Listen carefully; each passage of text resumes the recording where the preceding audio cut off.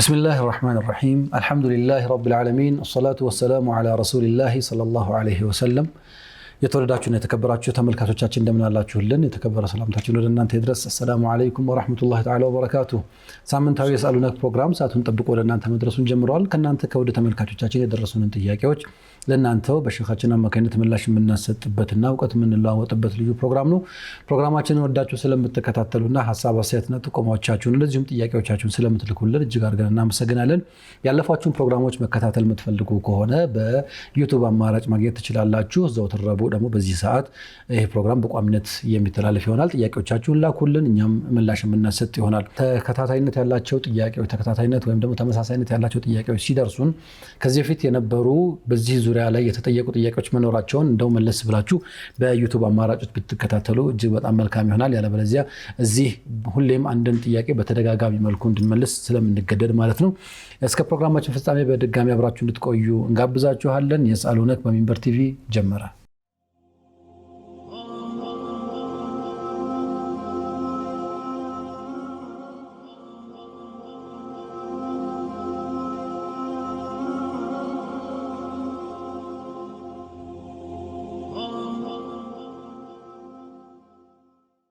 ክቡራትና ክቡራን ተመልካቾቻችን የሳሉነክ በመከታተል ላይ የምትገኙት በሚንበር ቲቪ ከኛ ጋር ስለምትቆዩ እጅግ አድርገን እናመሰግናለን ዛሬም እንደተለመደው የእናንተን ጥያቄዎች ይዘን ብቅ ብለናል ከጥያቄዎቻችሁ ጋር ደግሞ ምላሽ በመስጠት ሼክ አህመድ አወሉ እንደወትሮ ሁሉ ከኛ ጋር ይገኛሉ አህለን ወሰህለን ሼክና አላህ ይخليك ጀዛኩሙላሁ ኸይር እንግዲህ ሳምንታዊ ጥያቄ ፕሮግራማችን ተጀምሯል ተመልካቾችም ጥያቄዎቻቸውን እየላኩ ነው እንግዲህ ጥያቄ የሚልኩት ከዚህ በፊት በተመለሱት መልሶችም ደስተኞች ስለነበሩና አንዳንዶቹ ደግሞ ተጨማሪ ማብራሪያም ስለሚፈልጉ ነው ተመልካቾችም ይሄንን አምነው ስለሚልኩልን እናመሰግናለን ዛሬ ያው የተለያየ ርዕሰ ጉዳዮች ላይ የመጡ ጥያቄዎች አሉ እነሱን አንድ ባንድ ኢንሻአላህ ተያያዥነት ያላቸውን ሰብሰብ እያደረግን ምላሽና የምናሰጥ ነው የሚሆነው የመጀመሪያው ጥያቄ የሚሆነው እኔ ካገባው 10 ዓመት ሆኖኛል ነገር ግን መውለድ አልቻልኩም እና ሆስፒታል ሲሄድ በውጭ ሀገር በእንቁላል ልገሳ መውለድ እንደሚችል ተነግሮኛል ይሄ ነገር እንዴት ይታያል የሚል ጥያቄ ነው ጥያቄዋ ሴት ትመስለኛለች بسم الله الحمد لله رب العالمين والصلاة والسلام على رسول الله الله سبحانه وتعالى እንግዲህ ሰው ልጅ የሚወለድበትን መዋለድ የሚገባውንም በትን መንገድንም አስተምሯልም አስቀምጧልም ደንግጓል ለዚህ እሱም እንደው ተቃራኒ ጾታ ብቻ ማገናኘት ሳይሆን እነዚህ ተቃራኒ ጾታዎች ግንኙነታቸው ምን መሆን አለበት የሚወለደው ልጅ ደግሞ ያንን ተከትሎ አባቱ ማን እናቱ ማን መሆን አለበት የሚለው አላህም ክብር የሰጣቸው ይሄንን ሂደትን ያለፉ ወላጆችን ወይም ሰዎችን ነው እንግዲህ ወልወሊዲን ኢህሳን የሚለው ይሄ ነው ማለት ነው ስለዚህ በዚህም ውስጥ ደግሞ يهاب لمن يشاء إناثا ويهاب لمن يشاء الذكور أو يزوجهم ذكرانا وإناثا ويجعل من يشاء عقيما ለፈለገው ወንድ ይሰጣል ለፈለገው ሴት ይሰጣል ለፈለገው ደግሞ ወንድና ሴት ይሰጣል ለፈለገው ደግሞ መሃን ያደርጋል ይሄንን ያላህን ቀደር አንዳንድ ጊዜ ወዶ መቀበል ጥሩ ነው ህክምና እናድርግ አይደለም ህክምና ማድረጉ ሰበቡን መያዙ በእስልምና የሚበረታታ እንጂ የሚከለከል ነገር አይደለም ላኪን ግን ከዛ ውጭ ያለውን ያላህ ውሳኔ መቃወም በሚመስል መልኩ ያለ ተግባር ውስጥ መግባት እሱ ደግሞ አላህ ጋር የሚያጣላ ነገር ነው የሚሆነው ስለዚህ አንድ ሴት መውለድ የቸገራት እንቁላል የማህፀን ግድግዳዋ ጽንሱን ወይም የወንድን የዘር ፈሳሽን ወይም حيوان المنوي ብለን የምንጠራው እሱን የመሸከም ችግር ከሆነ በሱ በዘመናዊ ህክምና በላብራቶሪ የሆነ ነገር ተሰርቶ ወደ ማህፀኗ የሚመለስበት ሂደት እንዳለ እናውቃለን የባሏ የዘር ፈሳሽ ነው እንቁላሉም ደግሞ የራሷ እንቁላል ነው ስለዚህ ወደ ከእንትኑ ተነስቶ በላብራቶሪ ውስጥ የተወሰነ ጊዜ ቆይቶ ወደ ማህፀኗ የሚመለስ ችግር የለውም ያ ማለት የሁለት ተጣማሪዎች በሐላል ኒካህ ያደረጉ ሰዎች እንቁላል የዘር ፈሳሽና እንቁላል በውጭ በላብራቶሪ በበልቃጥ ፈርቲላይዝ እንዲሆን ወይም ዘር እንዲፈጠር ተደርጎ ከዛ እድገቱን ግን እንዲጨርስ ተመልሶ ወደ ማህፀን የሚገባ ወደ ማህፀን መመለስ ችግር የለውም። ይሄ በዚህ ምን ብለው ይጠሩታል? አጥፋል አልአናቢ ይሉታል። ወይም የቱቦ ልጅ እንደማለት ነገር ነው። ህፃኖች አጥፋል አልአናቢ እሱ ችግር የለበትም። በኒካ የተገናኙ ወንድና ሴት የዘር ፈሳሽና እንቁላል ስለሚሆን ማለት ነው። ከዛ ደግሞ አንዳንድ ጊዜ የባሏ የዘር ፈሳሽ እንቁላሉን ሰብሮ ወይም እንቁላሉ ጋር ተያይዞ ልጅ መፍጠር የማይችል ከሆነ አሁን በፈረንጁ ዓለም እንዳለው የዘር ፈሳሽ ባንክ የሚባል አለ። ከዛ የሌላ ሰው ወንድ ወስዶ እንደማለት ነገር ነው። በመርፌ በሕክምና ማስገባት እሱ ክልክል ነው። ያው የሰውነት አካሉ አልገባም እንጂ የአካሉ ውጤት ገብቷልና ልጁም ለወንድየው ሊሆን አይችልም። የሌላ ሰው ዘር ፈሳሽ ውጤት ነውና ማለት ነው። ስለዚህ እንደዚህና ልጅ ነው ይሄ የሚታየው። የዘር ፈሳሽ ባንክ ላይ የተቀመጠን የሆነ እንትን አንስቶ ለሴቷ መውለድ ስለምትፈልግ ብቻ የባልየው ጽንስ መፍጠር ስላልቻለ የሌላን ሰው የዘር ፈሳሽ አምጥቶ በሐላል ሚስቱ ማህፀን ውስጥ አስቀምጦ እሱ ተወልዶ ወይ ደግሞ ባል የሌላትም ደግሞ እንደዚሁ አድርጋ ከሌላ ወንድ እንደዛ አድርጋ እንትን ብታደርግ ይሄ አሁን በሸሪዓው ክልክል ነው። እኛ አሁን እናድርገው የፈረንጁ ዓለም እየተሰራ ያለ ቢሆንም ክልክል ነው በሸሪዓው ነው። ሌላኛው ሶስተኛው ሁኔታ የሚሆነው ወንድየው የዘር ፈሳሽ ጤናማ ነው። አንድ ሴት እንድትጸንስ የማድረግ አቅም አለው። ከሱ የሚወጣው ፈሳሽ ወይም YX የሚሉት ማለት ነው። የእሷ ማህፀን ደግሞ ይሄን የማይቀበል ሲሆን ሌላ ሴት ማህፀን ውስጥ ገብቶ ሌላ ሴት ማህፀን ውስጥ ገብቶ የእሷ ልጅ እንዲባልላት ወይም ደግሞ ማህፀን ተከራይተው እንደሚባለው ነገር ማለት ነው። ኢጃረል አርሐም ይባላል። ማህፀን ተከራይቶ ሌላ ሴት ማህፀን ውስጥ ማስገባት አይፈቀድም። በእንዲህ አይነት መንገድ እንኳን የተፈጠረ የተወለደ ልጅ ካለ ለዛ ያላረገዘችው ሴት ነው እናትነቱ ክብር የሚሰጣት። እናት የምትባለው እሷ ናት እንጂ ብቻየቱ አይደለችም። ምክንያቱም እናትነት የሚገኘው በመውለድ በማርገዝና እንዲሁም ደግሞ ያው ህፃኑን ጽንሱን መንከባከብ ማለት አይደለም። ከትብቶ ጋር በሚገናኝ ምናምን ከእናት ከስጋና ከደሟ የዛ ውጤት መሆን የግድ ነውና ይኖርበታልና የእናትነት ማዕረግም አይሰጣትም በዚህ ሁኔታ። ስለዚህ የትኛው መደብ ላይ ነው ያለሽው የሚለውን እሱን ማረጋገጥ የተፈቀደው ክፍል አለ፣ የተከለከለው ክፍል እንዳለ ልብ ልትል ይገባታል። በዚህ ስሜት አንደኛ ማህፀን ማከራየትም በእስልምና አይፈቀድም። የራስ ያልሆነን ወይም ደግሞ በሐላል ኒካ ያልታሰረበትን የዘር ፈሳሽ ማህፀን ውስጥ አድርጎ ወልዶ በቃ መስጠት እንደማለት ነው። እሱም አይፈቀድም። መከራየትም አይቻልም። በቃ እኔ በሌላ ሰው ማህፀን ውስጥ እንትኑ ጽንሱ ይፈጠርልኝና እዛ ተወልዶ ሲመጣ የኔ ልጅ ይሆናል የሚባለው ማለት ነው። ምክንያቱም ከእናት ጋር ምንም አይነት የአካላዊ ግንኙነት የሌለው ልጅ ነው።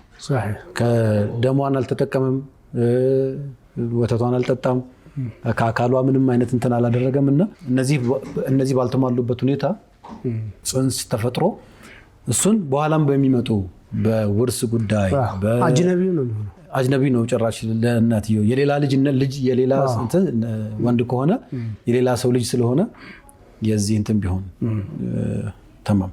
ስለዚህ ተመልካቾችን ወይም ጠያቂያችን አይ ቲንክ ተመልሷል ብዬ አስባለሁ።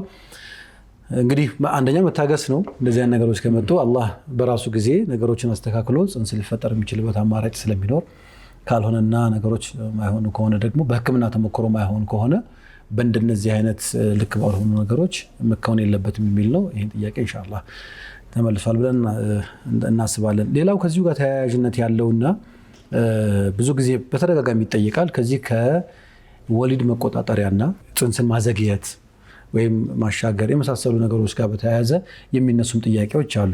የወሊድ መቆጣጠሪያ መጠቀም ይቻላል ወይ? መጠቀም ከተቻለ እንዴት፣ ካልተቻለስ እንዴት የሚል ጥያቄም አለ። የወሊድ መቆጣጠሪያ መጠቀም ለምሳሌ አንድ ሴት በኦፕራሲዮን ወልዳ በአመቱ 2 አመት ውስጥ መጸነስ የለብሽም ከተባለች ሐኪም ከነገራት ወይም ደግሞ አንዳንድ ሴቶች የልብ ኬዝ ኖሮባቸው ካሁን በኋላ መውለድ አይገባሽም ከተባለች ያቺ ሴት የግዴታ መጠቀሙ አስገዳጅ የሚሆንበት አጋጣሚ ነው ይችላል ከመፈቀድ ማልፎ ማለት ነው። አንዳንድ ጊዜ የጤና ችግር ከሆነ ጥቅልል ስናደርገው የጤና ችግርና ጉዳት በሴትየዋ ላይ የሚያስከትል ከሆነ አንዳንድ ጊዜ ብቻ በልጁም ላይ እንዳው ራሱ ለምሳሌ ተወለደው ልጅ ጤናቱ ምናምን ሆኖ እና እሱን መንከባከብ ላይ እና እዛ ላይ ተአثير የሚያሳድር ከሆነ ይቻላል ነው የምንለው የእርግዝና መከላከያ መድኃኒቶችን መጠቀም። ላኪን ግን ርዚቅን በመፍራት ከሆነ እንደው ደግሞ የኛን የሚወለደው ልጅ የኛን ርዚቅ መጥቶ ይካፈለናል ይቋደሰናል የሚል ስጋት ከሆነ ይሄ አይፈቀድም። خشية إملاقنا من إملاق በሁለቱም መንገድ በዚህ ከሆነ አይቻልም ማለት ነው። ድህነትን ፈርቶ የምርዝቃችን ይቋደሰናል ይካፈለናል ከሆነ እሱ አይቻልም። ላኪን ግን ለደፍዕ ضرر ከሆነ ግን አንዳንድ ጊዜ ይሄ ምንድነው የሚባለው ተንዚም الأسرة የሚባለው በቤተሰብ ምጣኔ የሚባለው ነገር በዚህ መንገድ ልናደርገው እንችላለን። ልጆችን ጊዜው የቤት ያለው እስከሚያድግ ወይ ጤናማ ያልሆነም ወይ ደግሞ ቀደም በተባለው የሷ ላይ ያለ የጤና እክል ችግር ካለባት ከዛ ከጤና ስምታገም ድረስ ብትጠቀሙ ምንም ችግር የለም ኢንሻአላህ። ተማም ምናልባት አንዳንድ እንትኖች አሉ የወሊድ መቆጣጠሪያ ተብሎ ቴምፖራሪ እና ፐርማነንት የሆኑ አሉ። ቴምፖራሪ የሚባለው እስከሆነ ጊዜ ድረስ ለምሳሌ 2 አመት ተብሎ የሚሰጡ የመድኃኒት አይነት አለ። በሁለት አመት ውስጥ እርግዝና እንዳይፈጠር ለማድረግ ማለት ነው። በ3 አመት እንደዚህ በአመት ውስጥ እንዳይፈጠር ለማድረግ አንዳንድ ጊዜ ደግሞ በቃኝ ከዚህ በኋላ መውለድ አልፈልግም ለዘላለሙ መውለድ አልፈልግም የሚል እኮ ፍርሃቱ ምንድነው ነው? እኔ አንድ ቂሳ ማቀው ምንድነው ሳዑዲ ላይ ይባላል የሆነ ሰው 4 ልጆችን ወልዶ 4 ልጆች ወለደ 4 ወይ 6 እንደዛ አካባቢ ልጆች ወለደና ይበቃናል ብሎ በቃ እሷ ማህፀን ማስገልበጥ ነው ማስቋጠር የሚባል ነገር እንደዛ ነገር አደረጉ። የአላህ መሻእ ሆኖ ሁላቸውም ተሱ በመኪና ሲሄዱ በመኪና አደጋ ልጆቻቸው አለቁባቸው። አጋጣሚ አባትና እናት ተረፉ።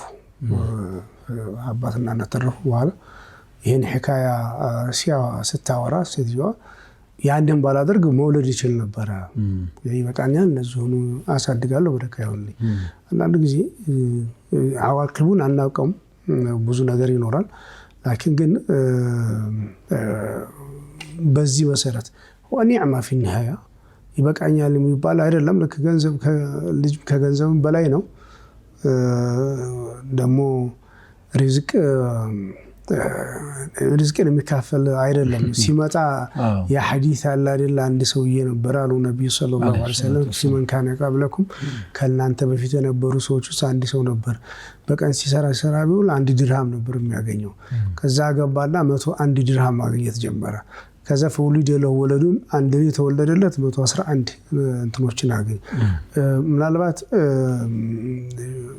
ልጆች መምጣት የተሻለ ርዝቅ ሊያመጡ ይችላሉ እነሱ መወለድ እንጂ የቤት ውስጥ ያለውን ይካፈሉናል የሚለው እሱ ከምን አህልን አንዳንድ ቤተሰብ እኮ 10 ከዛም በላይ ልጅ ወልደው በጣም የተባረከ ቤተሰብ ቁም ነገር የደረሰ ወደ አንድ ልጅ ወልዶ አንድ ልጅ የሚበላሽበት ሰው አለ። አላህ ይጠብቀን። 2 ልጅ ወልዶ 2 ልጅ አኽላቅን ተበላሸ ሊሆን ይችላል ቁም ነገር ላይ ደርስ ይችላል። ስለዚህ ማነሱ መብዛቱ አይደለም ቁም ነገር የሚያደርሰው በሰውኛ ሰበቡን ማድረስ በሰውኛ ተርቢያውን ማድረግ ነው እንጂ ይሄ በዚህ ሁኔታ ላይ እንደው ማሰቡ ጥሩ አይደለም።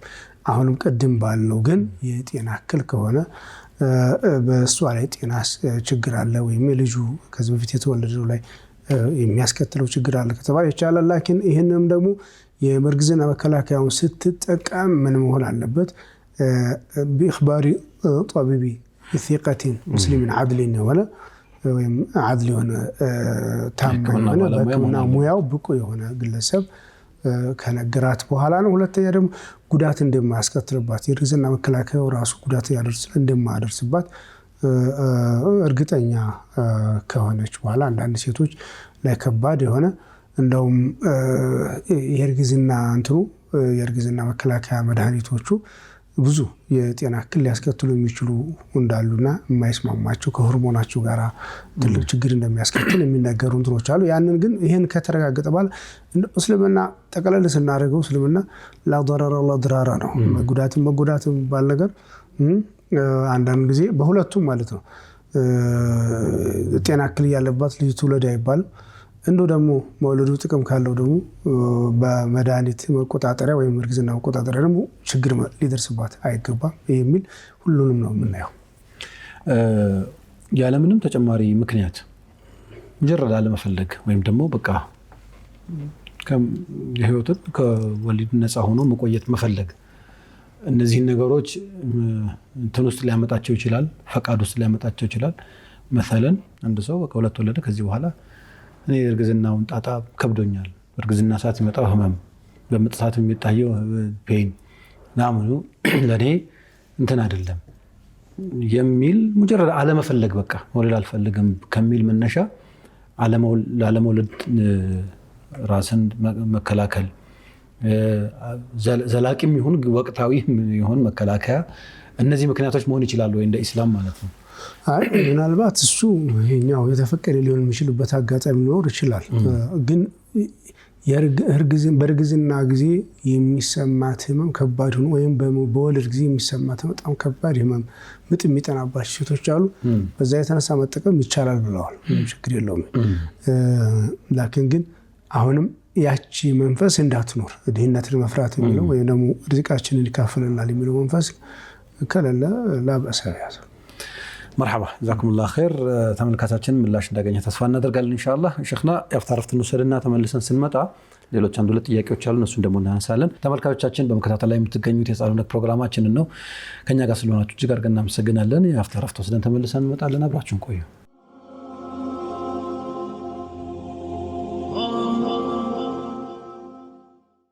ተመልሰናል። ክቡራትና ክቡራን ተመልካቾቻችን የጻሉነት ከነ በመከታተል ላይ የምትገኙት ከኛ ጋር ስለሆናችሁ እጅግ አድርገን እናመሰግናለን። ከናንተ ውድ ተመልካቾቻችን የመጡ ጥያቄዎቻችንን እያነሳን ምላሽ እያሰጠን ነው የምንገኘው። እስከ ፕሮግራማችን ፍጻሜ አብራችሁን እንድትቆዩ በድጋሚ እንጋብዛለን።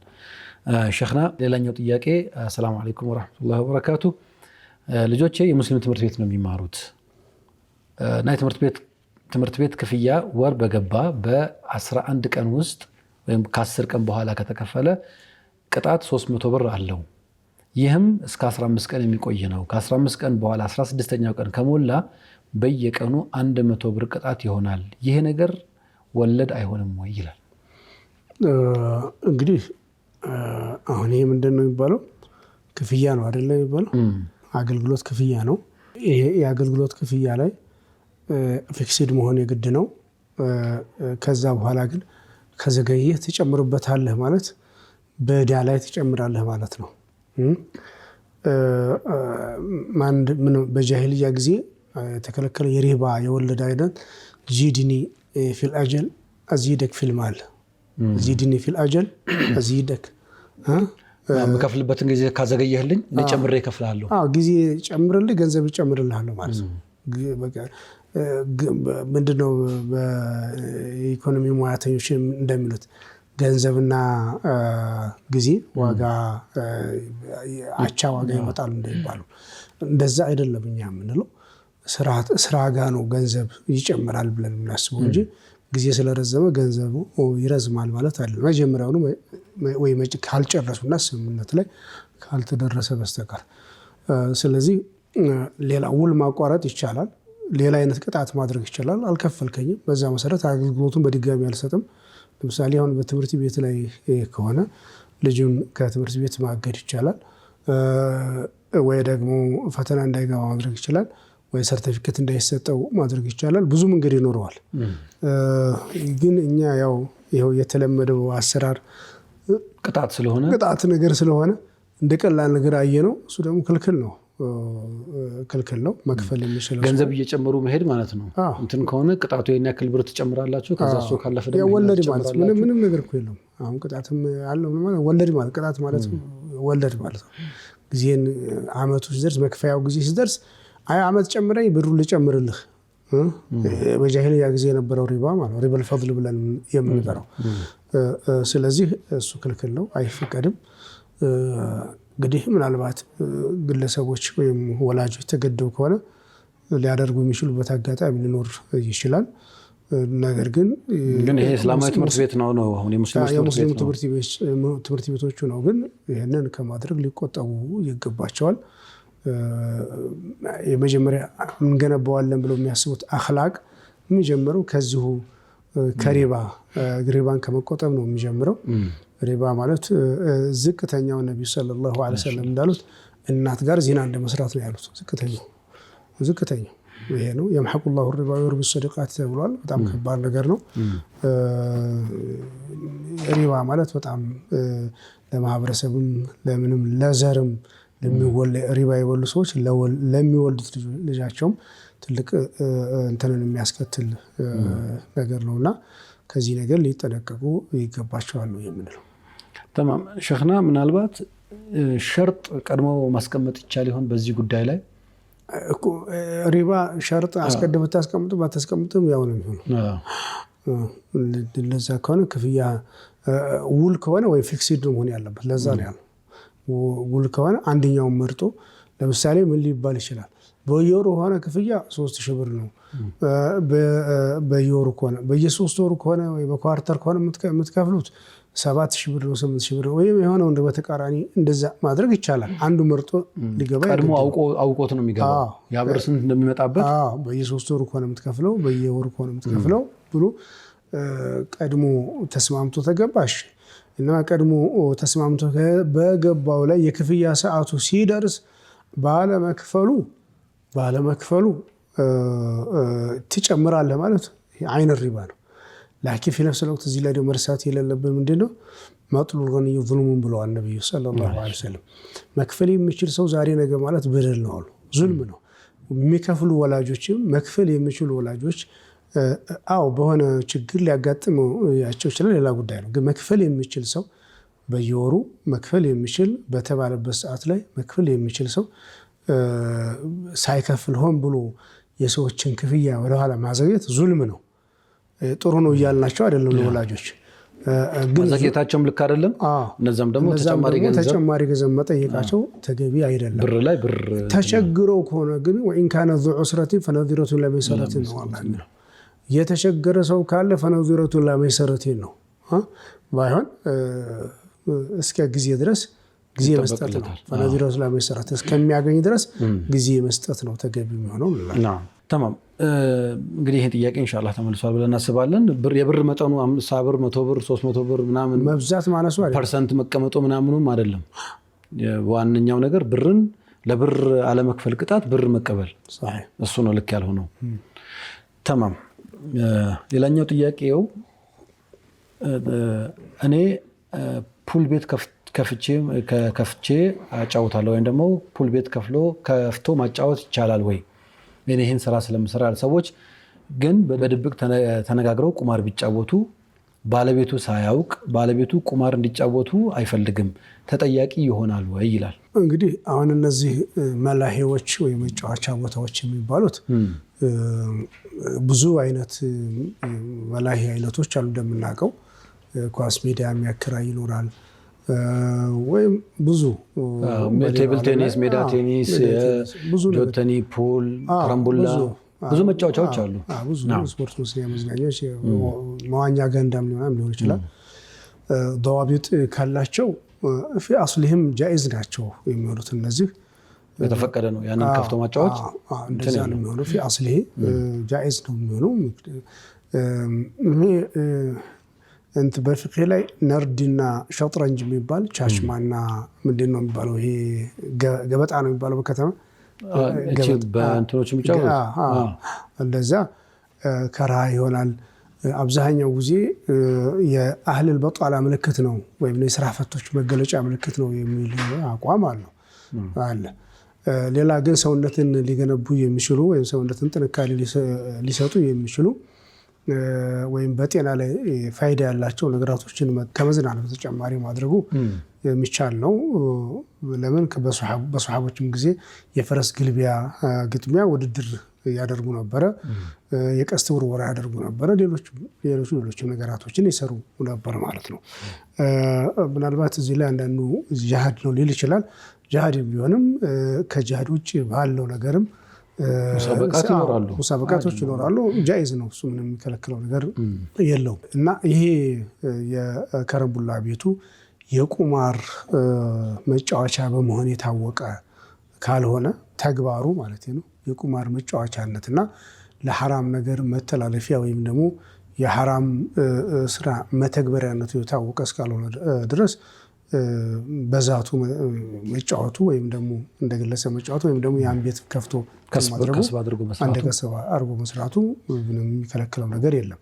ላኪን ግን አደጋው ሊሆን የሚችለው አብዛኛው ሰዎች እዛ ቦታ ላይ ያሉት ቁማርም ሆነ ሌላውን ሐራም ነገር መስሪያ ወይም ደግሞ የሐራም መተግበሪያ ብለው ካዩት መሸጋገሪያ አድርገው ካዩት ምናልባት ሚንባቢ ሰድ ዘሪዓ ሐራም ሊሆን ይችላል፣ መሸጋገሪያ እንዳይሆን ማለት ነው። ላኪን ግን በተለያዩ እስላማዊ ዩኒቨርሲቲዎች ውስጥ አሁን አዝሃር ላይ አለ፣ ቴኒስ እንትንም አለ ዩኒቨርሲቲ ግቢ ውስጥ ማለት ነው። እንዲሁም ደግሞ በተማሪ ግቢዎች አካባቢ ላይ እንደዚሁ አይነት ነገራቶች አሉ። ፊ አስሊሂ ጃኢዝ ስለሆነ ማለት ነው፣ በራሱ የተከለከለ ሊሆን ስለማይችል ተማም። ያው ከዚህ ጋር ተያይዞ ምናልባት እንደማሉማ ብዙ ሰዎች መደበኛውን ነገር ወደ ቁማርነት መቀየር ያው የቀያሪው አካል ችግር ነው። ለምሳሌ ከረምቡላ መጫወት እንደ ጨዋታ መዝናኛ ኢስቲራሃ ማድረግ እንደ ሙሳበቃ ተደርጎ ይወሰዳል። ዓለም አቀፍም በኦሎምፒክ ደረጃ በምናምን ውድድሮች አሉ፣ የፑል ጨዋታ ውድድሮች ማለት ነው። ወይም ደግሞ የቢሊያርድ ቦልስ ይሄ እንትን ግን ደግሞ ሰዎች አሁን ትዝ ይለኛል ልጆች ምናምን ተሰብስበው መንገድ ላይ ቁጭ ብለው መንገድ በሚሄድ መኪና የሚቋመር አለ። ምንም እኮ የተፈጠረ ነገር የለም፣ ጨዋታም አልተፈጠረ ምንም አይደለም። ግን አሁን የሚመጣው በዚህ በኩል የሚመጣው የታርጋ ቁጥሩ ሙሉ ቁጥር ነው ወይስ ጎዶሎ ቁጥር ነው ይላል። እኔ ሙሉ ቁጥር ብዬ አስይዛለሁ ይላል፣ ያኛው ደግሞ ጎዶሎ ቁጥር ብዬ አስይዛለሁ ይላል። እነዛ የሚመጡት መኪኖች ከነዚህ ልጆች ጨዋታ ጋር ምንም ያገናኛቸው ነገር የለም። የሚጫወቱት የሚቋመሩት እንደዚህ ናቸው። ስለዚህ ሞላ ጎደል ተብሎ ሙሉ ቁጥር ከመጣ ይሄኛው በላ እንትን ገንዘቡን በላ ማለት ወይም ደግሞ ጎዶሎ ቁጥር ከመጣ ያኛው በላ አይነት ነገር ይሆናል። ልክ እንደዛው ፑል ሲጫወቱ ኖርማል መዝናኛ ነው። ግን ሰዎች እከሌ ያሸንፋል ብሎ ወይም አሸንፋለሁ ታሸንፈኛለህ ካሸነፍከኝ ምናምን ተብሎ ብር መድበው ይጫወታሉ። ወይም ደግሞ ውጭ ያለ ሰው እነሱ ነው የሚጫወቱት፣ ግን እከሌ ያሸንፋል እያሉ ደግሞ መድበው ይጫወታሉ። ራሱ ተግባሩ ስሪቱ ለቁማር አይደለም የተሰራው። የፑል መጫወትም በለው እግር ኳስ መጫወት በእግር ኳስም አሁን ቤቲንግ የሚባለው ስርዓት እግር ኳስ ጨዋታውን ጋር የተማከለ አይደለም። ውጭ የሚደረግ ነገር ስለሆነ አቋማሪ ድርጅቶች የፈጠሩት ነገር ስለሆነ ማለት ነውና ከዛ ጋር የፑል ቤቱም ወይም ሌሎች ቤቶች መዝናኛ ቤቶች ሰዎች ጉዳዩን ለመቋመራነት ስለተጠቀሙት በራሱ አስሉ ሐራም አይሆንም ነው ምንወስደው። በዛ አይሆንም ነው። ላኪን ግን በኋላ ሰዓት ላይ ያ ነገር ለሐራም ነገር መጠቀሚያነት የታወቀና መሽሁር የሆነ ነገር ቁማር ቤት ሆነ ከተባለ ግን ጉዳዩ መቆም አለበት ነው። ምንም እንኳን ሐላል ቢሆንም ሰዎች ግን ቀይረውት ለዛ አገልግሎት እያዋሉት ከሆነ ለምሳሌ ፕሌይስቴሽን የሚባል አሁን በሪሞት የሚጫወቱት የእግር ኳስ ጨዋታ አለ። እዛ ላይ ገብተው ፕሌይስቴሽን ቤት ነው የሚባለው። በቃ ወጣቶች መጥተው እግር ኳስ በሪሞት የሚጫወቱበት ነው። ግን ኦልዌይስ እየመጡ እዛ ቤት ቁማር እያስያዙ እኔ ያሸንፋለሁ እከሌ ያሸንፋል እያሉ እየተቧደኑ በቋሚነት የሚሰሩበት ከሆነ ግን ይሄ ነገር ክልክል ይሆናል። በአስሉ ክልክል አይደለም፣ ተግባሩ ነው ክልክል የሚሆነው። ተማም። ሌላኛው ጥያቄ አረቦች አዲስ ዓመትን ወይም ዒደል ወጠኒ ብለው ያከብራሉ። እኛም አዲስ ዓመት ስናከብር አዲስ ዓመት ማክበር ክልክል ነው እንባላለን። ከዚህ በምን ይለያል? ዒደል ፍጥርና ዒደል አድሃ ብቻ ናቸው፣ አዲስ ዓመት ግን አይቻልም ይባላል። እንደ ሀገር ዒደል ወጠኒ ተብሎ እንደሚከበረው እኛም ሀገር አዲስ ዓመት ብሎ ማክበሩ ምንድነው ችግሩ ይላል። هل الأعياد عبادة معدا የሚል እሱ አንድ እንትን አለ። በዓላቶች ዒዶች የበዓላት በተለያየ ምክንያት የሚደረጉ የበዓላት ክብረ በዓሎች እንደው ምን አስል ይሄ እንደው በመሰረቱ አምልኮት ነው ወይስ ባህል ነው? የሚል አንዲ እሱ ነው እንትን ያለው ላኪን ግን ይሄን ስንል እንደ ኢድ አልፍጥርና እንደ ኢድ አልአድሃ አይነቱ ዒባዳ ነው ነስ ስለመጣባቸው ወይ ደግሞ ሌሎች ለምሳሌ የሃይማኖታዊ እንትኖች በዓሎች ገና ፋሲካ ምናምን እንላቸው ደግሞ እነዚህ ወይም መስቀል የምንለውም ያው እንደዛው ሃይማኖታዊ በዓሎች መሆናቸው ምንም ሸክ የለውም አምልኮትም ናቸው ማለት ነው አምልኮትም ነገሮች ናቸው እነሱ ላኪን ግን ከዛ ውጭ ባለው አሁን የልደት ጉዳይን በተመለከተ ወይ ደግሞ የሆነ ተቋም የተመሰረተበትን በየዓመቱ እንትን ዚክራ ያደርግ ከሆነ አንድ ሀገር ለምሳሌ የተመሰረተበትን ቀደም ኢስቲቅላል ነፃነት ያገኘበትን ወይ ደግሞ አንድ እንትን ለምሳሌ አንድ ሀገር ወታደር የተመሰረተበትን ቀን ወይ ደግሞ አንድ ሀገር ወታደር ይሄኛው ክፍል እንዲህ አይነት የመሳሰሉት ነገራቶች في اصلهم جائز ናቸው ያው ጥሩንና መልካም ነገርን ወደ ኋላ ዞር ብሎ ለማስተዋወስ ነው ላኪን ግን አመት እሱ እዚህ ጋር ምንም እንትን የሚያገናኘው ነገር የለም ለማለት ያክል ነው ይሄ አይደል ወጠን ተብሎ የሚጠራው ብሔራዊ ቀን ተብሎ የሚጠራው ቀን ማለት ነው እሱ ምንም አይገናኝም ወደ ከሃይማኖታዊነት ይዘቱ ወደ ባህላዊ ይዘት የሚያመዝን ነው የሚሆነው ላኪን ግን የአመት መለወጫ ተብሎ የሚጠሩት እንትኖች ብዙ ጊዜ ከመንፈሳዊ ጋር መንፈሳዊነት ጋር የተሳሰሩ ተቆራኙ ናቸው ለምሳሌ መስከረም አንዴ የሚባለው ምንድነው የሚባለው ስሙስ ማን ነው የሚለው እንትኑ ማን ነው ይሄ የፈረንጆች አዲስ ዓመት የሚባለው ክሪስማስ የሚባለው እንደዛው እንዲህ አይነቶች ነገር ሊኖሩ ይችላሉ ናም መጨረሻ አካባቢ ላይ ባለው ባሁኑ እንደው ከሃይማኖታዊነት ይዘታቸው ወደ ባህላዊነት የመምጣት እንትን ሊታይባቸው ይችላል አስላቸው ነው ላኪን አስላቸው ግን ሃይማኖታዊ መንፈሳዊ ናቸውና ከዛ ውጪ ባለው እነሱ ጋራ በአንድ ላይ ማስተሳሰርና ማስመሰል የሚቻልበት አጋጣሚ የለም ማለት ነው ምናልባት እዚህ ጋር ጠያቂያችንም ግልጽ እንዲሆንለት ቢፈልገው ኢድ አልወጠኒ ማለት ከአዲስ ከዘመን መለወጫ ጋር ምንም ያገናኘው ነገር የለም ሀገሪቱ ነፃ ያወጣችበት ወይም አሸንፎ ድል አድርጎ የገባበት ወይ የሆነ ሰም ለነሱ ሜሞሪያል እንደ ዜጋ ማስታወሻ የሚሆን ተብሎ የሚቀመጥበት ቀን ነው ለምሳሌ እኛ ሀገር ብንወስድ ግንቦት 20 ተብሎ የሆነን ስርዓት የጣላው አካል የጣልኩበት እለት ብሎ ያስታውሰዋል ያንን ስርዓት ጣልኩበት ያደዋ ዲል ወልክ እንደዛ ማለት ነው የሆነ ወራሪን አካል ያሸነፍንበት ተብሎ ሴሌብሬት ይደረጋል እነዚህ ሃይማኖታዊ ይዘት ስለሌላቸው ከሆነ ወቅት በኋላ መርጃ ያደረጉ የመጡና ያን ለማስታወሻ ተደርገው የመጡ ነገሮች ናቸው ስለዚህ ተዓቡድ ከሌለው እና ተዓቡድ አለመኖር ብቻ ሳይሆን እዛ ተዓቡድን ተከትሎ የሚሰራ حرام የሆነ ወንጀል የሆነ ጥፋት ያለው ነገር እስከሌለ ድረስ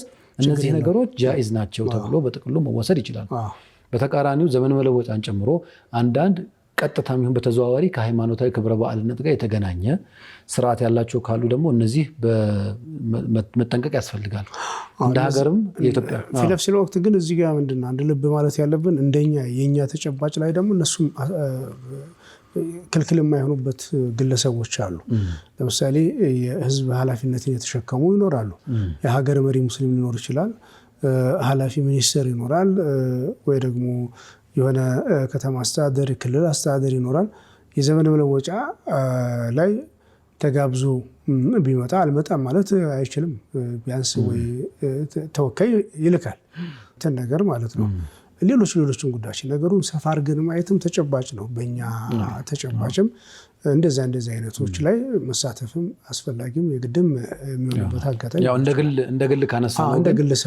ሰውየው በራሱ የሌሎች እምነቶች ከእምነታቸው ፍልስፍና ተነስተው ያስቀመጧቸው የበዓላትን እና የዘመን መለወጫ የሚበሉት ሌላም አይነት በዓል ይበሉት ግን እነዚህ ነገሮች ከሃይማኖታዊ ጉዳይ ጋር ቀጥተኛ ግንኙነት ያላቸው ከሆነ በእስልምና የማይፈቀዱ መሆናቸውን ያው በግልጽ እናውቃለን እዚህ ላይ ግን አንዳንድ እስቲስና የሚወጣላቸው አካላት አሉ እነሱም በኃላፊነት ላይ ህዝብን በማስተዳደር ላይ የተለያየ አይነት ኤትኒክ ግሩፕ የተለያየ አይነት ሃይማኖት አካላትን በአንድነት ሆነው እየመሩ የሚገኙ አካላት ለሙዋጢኖቻቸው የሚያደርጉት ነገር ውስጥ ሊካተት ይችላል ተብሎ እዚህ ላይ ምን ይላል መሰለ ዑለማዎች ፍቅህ الدولة እንደነ ማወርድ አይነቶች ፍቅህ الدولة ፍቅህ الفرد ይባላል የግለሰብ ፍቅህ አለ የደውላ ደግሞ ሀገር መውጃ ሲሆን ደግሞ እሱ ደግሞ ሌላ ነው እይታው ሰፋ አድርገህ የምታይበትና ወይም የሆነ ቋጠር አድርገህ የምታይበት ነገር ይኖራል ስለዚህ ከዚህ አንፃር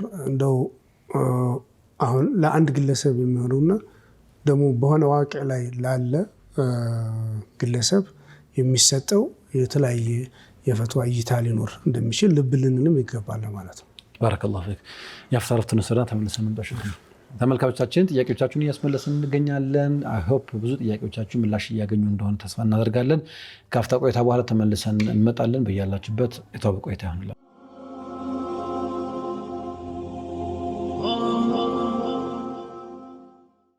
የተወደዳችሁ ተመልካቾቻችን በመከታተል ላይ የምትገኙት የሰአሉ ነክ የተሰኘው ፕሮግራማችን ነው ከናንተ የመጡ ጥያቄዎችን ምላሽ የምናሰጥበት ነው የሰአሉ ነክን ምናልባት ቀጥታ ጥያቄዎቻችሁን መላክ ብትፈልጉ ከሆነ በ0948 992121 ላይ በዋትስአፕ በቴሌግራም በቴክስት ልትልኩ ትችላላችሁ በተጨማሪም በሶሻል ሚዲያ አማራጮች ፕሮግራሙ በሚተላለፍበት ጊዜ ጥያቄዎቻችሁን ልታደርሱን ትችላላችሁ ወይም ደግሞ በአጭር የጽሁፍ መልእክት መቀበያ 9282 ላይ ልትልኩልንም ትችላላችሁ ሰብሰብ አድርገን ተቀራራቢ የሆኑትን ጥያቄዎች ወደ አንድ መልሰን በነገራችን ላይ ሸኽና ምላሽ ሲመልሱ አንዱን ጥያቄ ራሱን ብቻም ሳይሆን ከሱ ጋር ተያያዥነት ያላቸውን ሌሎች ጉዳዮችም ያነሱ ስለሆነ ጥያቄዎቻችሁን ከዛ አንፃር እንድትረዱት አደራ ለማለት እንወዳለን እንግዲህ አሁንም ያዝነውን ጥያቄ ኢንሻአላህ ጨርሰን ሌሎች እናንተን ጥያቄዎች ሲመጡ ደግሞ ሐሳብ የምንሰጥበት ነው የሚሆነው ሸኽና ሌላኛው ጥያቄያችን የሚሆነው አሰላሙ አለይኩም ወራህመቱላሂ ወበረካቱ ኡስታዝ የኔ ጥያቄ አንድ ሰው ከሞተ በኋላ አይኑን መለገስ ይችላል ወይ ይላል አያይዘው ከዚህ ከኦርጋን ወይም ከሰውነት አካል ልገሳ ጋር የተገናኙ ነገሮችንም ኢንሻአላህ በዛው እናነሳ እንግዲህ አላህ Subhanahu Wa Ta'ala በቁርአን ላይ ولقد خلقنا الإنسان في أحسن تقويم لقد خلقنا الإنسان في أحسن تقويم إلى يا أيها الإنسان ما غرك بربك الكريم الذي خلقك فسواك فعدلك إلى أي صورة ما شاء ركبك الله يسوي لج في أحسن تقويم بطرو سونا تكلكم أنا فتروتال ከዛውም አቅልም ሰጥቶታል ውስጡንም ውጩንም ዘይኖታል ሰውነቱንም አሟልቶለታል ይሄ ምን ያመለክታል ይላሉ አላህ لقد خلقنا الإنسان في أحسن تقويم ማለቱ በሰው ልጅ የሰውነት አካል ዒናያት ትልቅ ትኩረት እንደሰጠ ያመለክታል ይላሉ في أحسن تقويم ነው የፈጠርነው ማለት ይሄን ስንል እንግዲህ የሰው ልጅ የሰውነት አካሉ አላህ የሰጠው ኒዕማ ነው እንዲጠቀምበት ነው የሰጠውና እሱን የሰውነት አካሉን ሊጎዳም አይፈቅድለትም ነፍሱንም ሊያጠፋ አይፈቅድለትም እጁን ሊቆርጥ አይፈቅድለትም ጣቱን ሊቆርጥ አይፈቅድለትም ይሄን መሰረት አድርገን ኩላሊቱን መሸጥ ወይም ደግሞ አይኑን መሸጥ የሰውነት አካሉን መሸጥ ክልክል ነው በሸሪዓችን የምንለው ሙዓወዳት ውስጥ መግባት የለበትም የገንዘብ ልውውጥ ውስጥ የግብይት ውስጥ ቦታው መውጣት መግባት የሰውነት አካል የሰው ልጅ ክብር ከራማውን ዝቅ ማድረግ ነው ክብሩን ዝቅ ማድረግ ነውና ወለቀት ከረምና በኒ አደም ብሏል ያንን في معرض السلع ነው ሸቀጥ ተራ ማዋል ነው የሰው ልጅ እሱ አይቻልም ክልክል ነው ማለት ላኪን ግን አላህ ተጠቀመበት ያለው ሰውነቱን ለሌላ ሰው ለተሸገረ እንደዛው እሱ አይነት ለሆነ ሰው በነፃ ተጠቀመበት ብሎ መስጠቱ ወይም ተበሩዕ ማድረግ ይቻላል ተበሩዕ ማድረግ ኩላሊቱን መለገስ አይንም መለገስ ይቻላል በሸርጥ አሁን ቀድሞ መስፈርት ግን ቀድሞ መስፈርት ይኖራል ለምሳሌ ኩላሊት ላይ ታማኝ የሆነ ሙስሊም ህክምና ሙያተኛ በዛኛው ግለሰብ ላይ ወይም በሚለግሰው ግለሰብ ላይ ጉዳት እንደማያደርስበት ከተረጋግጦ ያ ጉዳት ማለት የሰውነት አካል እንኳን ኩላሊት ተወስዶ ለጥፍር ሲወጣ እንዴት ነው እንትን የሚለው ጉዳት አያደርስም ማለት አይደለም ግን ህይወቱ መቀጠል የሚችልበት ምንም እንትን ሳይል ህይወቱ መቀጠል የሚችልበት እድል ይኖረዋል ያን ያክል ጉዳት አያደርስብህም ተብሎ ግምት ነው እንግዲህ አሁን እንግዲህ መሽም ረብል ዓለሚን ወደፊት ነው የሚያውቀውና እንደዛ ተደርጎ ከህክምና ሙያተኛ ተቅሪር የህክምና እንትን ካለ መረጃ ካለ መስጠት መለገስ ይቻላል ማለት ነው ይቻላል ልክ የምን ማለት መሰለህ ደም መለገስ ምናምን የሚለው ጋር እዛው ጋር የሚቀራረብ ነው የሰውነት አካል አይደል እሱ ራሱ እንደዛ ነገር ነው የሚሆነው አይንን ቢሆን እንደዛ ነው ላኪን ግን ሲሞት አይኑን ሰጥቻለሁ ብሎ ለአይን ባንክ እንትን ብሎ ነይቶ ወይም ደግሞ ወስይ አድርጎ ቢሞት እንደዚሁ ሽያጭ እንዳይሆን እንጂ የተፈቀደ ነው ምንም ከለክለው ነገር የለም እንዳውም አንዳንድ ዑለማዎች የሚበረታታም ሊሆን ይችላል ብለዋል ብዙ የጨለመባቸው ሰዎችን ብርሃን የሚሰጣቸው እድልን ብርሃን የሚያገኙበትን እድልን ማመቻቸት ነውና ምንም ችግር የለው ብለዋል تمام شيخنا ምናልባት ያው መለገሱ በራሱ በፈቃደኝነቱ ቀድሞ ኑዛዜ አድርጎ እንትን ማድረጉ ችግር ላይ ነው ይችላል ሰውየው ኑዛዜም ሳያደርግ ግን መውሰድስ እሱ ደግሞ አይፈቀድም የሰው ልጅ የሰውነት አካሉ የተከበረ ነው ሐይ ነው መይተን ረብ العالمين ሰውነት አካሉን ሰጥቶታል እሱ ታልፈቀደ በስተቀር እሱን ሙንተፊዕ እንደሆነ ይጠቀምበት የሰጠውን አካሉን መንጠቅ አይቻልም ሊነካም አይቻልም حتى ሌላ ቀርቶ እንኳን እንግዲህ አሁን ይሄኛው في تكفيف الفقه المعاصر عينون راسكو اصل لا يبقى نبر عينهم راس اصل لا يبقى نبر لكنه لمصلحه راجحه من مصلحه احترام الميت يموتن سو كبر كملو ራሱ ከተናገረ በህይወት ጊዜ ከተናገረ ወስያ ካደረገ የበለጠ ጥቅም ነው ያስከትላል በሚል ነው አንደኛው የሱ ፍቃድ እና የሱ ይሁንታ በሌላ በገንዘቡ ላይ ወስያ ከሞተ በኋላ አስሉ ወስያ على غير القياس ነው ይላል ሐነፊዎች استحسان የተፈቀደን استحسان بالنص ይሉታል ነው አስሉ እንደዛ ነው ይሄኛው ላይነካ ነበር አይኑ ላኪን ወስያ በማድረጉ አይኑም ተወስዷል እሱ ወስያ ሳያደርግ ምንን መሰረት አድርጎ ይወስዳል ይሄ ማለት የሰው ልጅ ከሞተ በኋላ የሰጠው ስልጣን እስከሌለ ድረስ መንካቱ አይፈቀድም ነው ምንለው አማኑን ማጉደል ነው የሚሆነው تمام ስለዚህ አይ ቲንክ ግልጽ ነው ይሄ ሁክም ማንኛውም ሰው ለቀጣይ ህይወቱ ምንም አይነት ስጋት እንደማያደርስ በታማኝ በሆነ ሙዕተዲል በሆነ በዘርፉ ላይ ብቃት ባለውና ታማኝነት በተረጋገጠ የህክምና ባለሙያ ጉዳት አያስከትልም በቀሪ ህይወቱ ማኖር ይችላል ብሎ ከተረጋገጠ ኦርጋኖችን መለገስ ይቻላል ልክ እንደነ ኩላሊትን የመሰለ ከዚህ በፊት እንደሚደረገው አይንንም ጨምሮ ሌሎች ብቻ እንትን ያደርጋሉ ተብለው መተካት ይችላሉ ተብለው የሚባሉትን ማድረግ ይችላል ከሞተም በኋላ ከመሞቱ በፊት በገባው ወስያ መሰረት እነዚህን አካላት መስጠት ይቻላል የሚለውን መውሰድ እንችላለን ነገር ግን አንድም ግብይት ላይ መዋል የለባቸውም ነው መሸጥ አይቻልም ወይም ማንኛውም ጥቅም ቢልሙቃቢል ጥቅም መገኘት የለበትም ሽያጭ ብቻም ሳይሆን በቃ አይኔን ተናዝዣለሁ በሙቃቢል ግን እንደዚህ አድርጉልኝ የሚል እንትን መሆን የለበትም ሌላኛው የለጋሹ ህይወት ላይ አደጋ የሚያስከትልና የሱን እንትን ጉዳት የሚያመጣ መሆን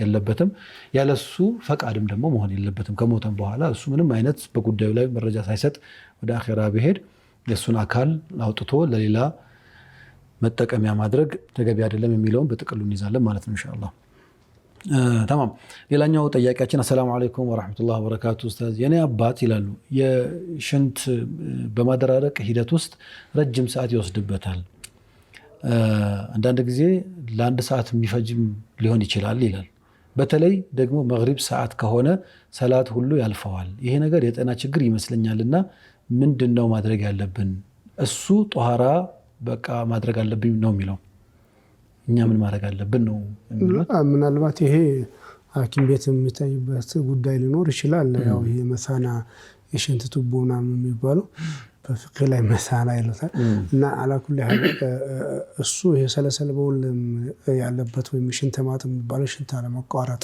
ችግር ላለበት ሰው ወስዋስ ካልሆነ አንዳንድ ጊዜ ወስዋስም ሊሆን ይችላል ወስዋስ ማለት ዝም ብሎ የሽንት የሚፈሰኝ ይመስለኛል እንጂ የረጠበ የሚመስልበት ጊዜ አለ እሱ በእርግጠኝነት የረጠበ እስካልሆነ ድረስ ሶላቱን መስገድ ነው ያለበት ግለሰቡ ማለት እንዲህ አይነት ችግር ያለበት ሰው በየወቅቱ ውዱእ አድርጎ መስገድ ነው እንጂ ዝም ብሎ ሶላት ማሳለፍ አይፈቀድለትም። ይሄ ምናልባት አብዛኛው ይሄ ወስዋስን ፉቃሃዎች ሲናገሩ هو مرض خطير خبيث በጣም አደገኛ የሆነ እንትን ነው በሽታ ነው። ቢስሚላህ الرحمن الرحيم ያለ ይመስለው ቢስሚላህ ያለ ኢህራም ላይ አላሁ አክበር አላሁ አክበር አንድ ደረሳ ነበር ያልተሟላለት እኛ ጋር ነህው እየቀራን እንዱ ጀማዓ ካልሰገደ ጀማዓ ካመለጠው ዙህርን እየሰገደ ምናልባት አሱር ሊገባበት ይችላል ነበር። አሱር ድረስ አሱር አዛን ይባላል ዙህርን ሳይጨርስ ራሱ እርግጠኛ መሆን ስለማይችል ይሄ በሽታ ነው ነፍሲ ነውና ምናልባት ዒላጅ መደረግ ያለበት ነገር ሊኖር ይችላል። ረጅም ጊዜ ደግሞ ከተለማመድ ነው ደግሞ በጣም አስቸጋሪ ሊሆን ይችላል። ሁለተኛ ይሄ እንትንም በፍቅህ እንትንም የሰውነት አካል ብልትን አስር ማድረግ መጭመቅም እሱም የሚያስከትለው ይሄ ضعف المثانة እንግዲህ ሐኪሞች ሊያረጋግጡ ይችላል። በፉቃዎች ግን የሽንት እንትን ላይ ቱቦ ላይ ችግር ይፈጥራል። የሚያስቸግረው በተደጋጋሚ መጭመቅ ክልክል ነው። በፍቅህ ደረጃ ያላለው ይላልና ስላለ እንደዚህ አይነት ነገር ስለሚኖር እስከ ወጣ ድረስ ይጠቀም። ከዛ በኋላ የሚወጣ ነገር የለም። እስቲንጃ አድርጎ ሶላቱን ውዱእ አድርጎ ሶላቱን መስገድ ነው የሚጠበቅበት። ያው ካልሆነ ግን እየወጣ ከሆነ ነጃሳ ቦታውን አስሮ ውዱእ አድርጎ መስገድ ይችላል። ልብሱ እንዳይነጅስ ኤክስተርናል ነገር ልክ እንደ ዳይፐር ያሉ ሌሎች ፍሳሽን ወደ ሌላ ሰውነት ማዛመቱ ነገሮችን አድርጎ ተጠቅሞ የሆነ ነገር አድርጎ ይችላል። ሌላኛው ጥያቄ ሰላም አለይኩም ወራህመቱላሂ ወበረካቱ። እኔ 41 ዓመት ሆኖኛል። የሀይድ መዛባት ስለገጠመኝ ለሰላት እየተቸገርኩ ስለሆነ ፈትዋ ስጡኝ ይላል። ከ2 ዓመት በፊት በ7 ቀን ነበር የምጸዳው። አሁን ግን ከ5 ቀን በኋላ ደማቅ ቢጫ ሆኖ ለ15 ቀን ይቆያል። አንዳንዴ ከ15 ቀንም ሊያልፍ ይችላል። በዚህ ሁኔታ ለሰላት መታጠብ ወይስ ነጭ ፈሳሽ እስኪወጣ መጠበቅ ነው ያለብኝ ይላል። እንግዲህ የሴት ልጅ የወር አበባ ዝቅተኛ ቀኑ በሻፊዒ 1 ቀን ነው። በአቡ ሐኒፋ በሐነፊያ መዝሀብ ደግሞ 3 ቀን ነው ዝቅተኛው። ምን ማለት ነው? ከዛ በታች ከሆነ ቀዷ መውጣት ይጠበቅበታል ማለት ነው። እሱ አላኩል ሀል አክተሩ ላይ ደግሞ ስንመጣ በሻፊዒ 15 ቀን ድረስ ሊሆን ይችላል። በሐነፊ 10 ቀን ድረስ ሊሆን ይችላል። አሁን በሻፊዒ መዝሀብ ብንይዘው እስከ 15 ቀን ድረስ ያለው ወደ ሙሳኢሉ في مدة الحيض حيض ነው። በዛ ጊዜ ውስጥ የሚፈሰው ደም ማንኛውም አይነት ፈሳሽ እንደ ሀይድ ይቆጠራል። ተቀራራቢነት ካለበት ከለር ልዩነት ነው የሚባለው። አራት አይነት መልክ ነው ምናምን አለው ብሎ 4 አይነት መልክ እንዳለው ይጠቅሳሉ ያወራሉ። ደፍራሳ፣ ቀይ፣ ወደ ቢጫነት፣ ወደ ጥቁርነት እንደዚህ እንደ አይነት ባህሪ ይኖረዋል ብለው ደሙን ይጠቅሱታል። ባይሆን ይሄ በምን ጊዜ ሲሆን ነው? በወር አበባ ጊዜ ውስጥ ያለው ደም ማለት ነው።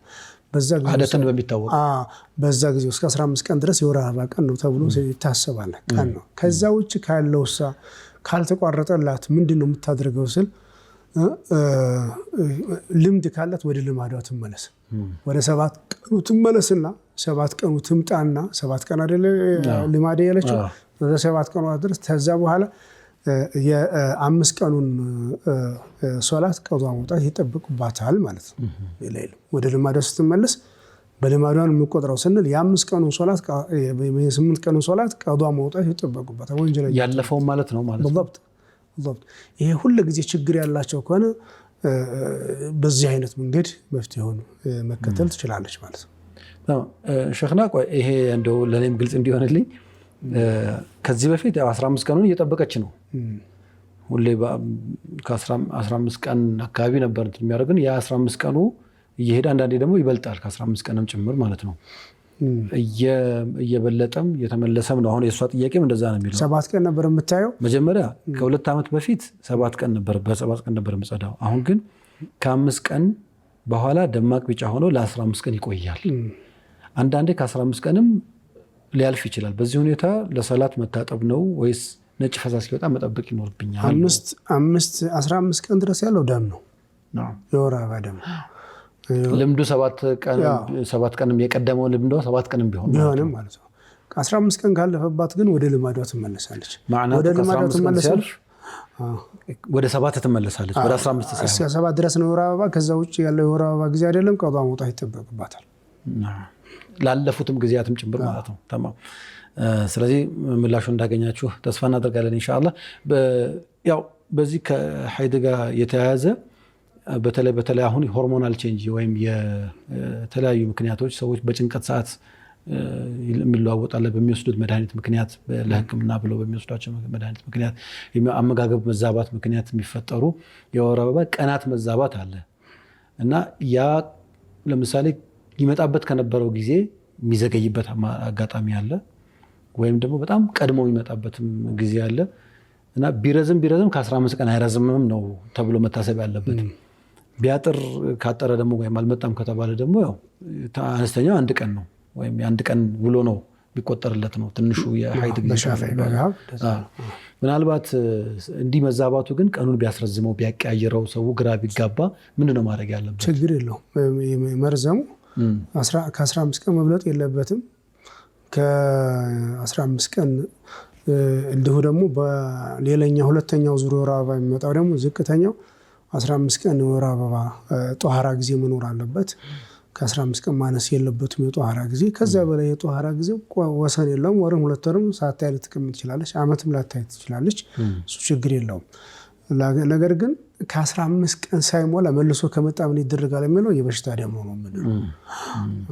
ያ ማለት ጣሁር ከሆነች 15 ቀን ሳይሞላ ቀድሞ ከመጣ ኢስቲሃዳ ነው ብለን ኢስቲሃዳ የበሽታ ደም ነው የምንለው። ስለዚህ ትጾማለች፣ ትሰግዳለች። ተማም ጀዛኩሙላህ ኸይር ሸይኽና። እንግዲህ ዛሬ ያዘጋጀናቸው ጥያቄዎች እነዚህ ናቸው። እንግዲህ ተመልካቾች ምላሾቻችሁን እንዳገኛችሁ ተስፋ እናደርጋለን ኢንሻአላህ።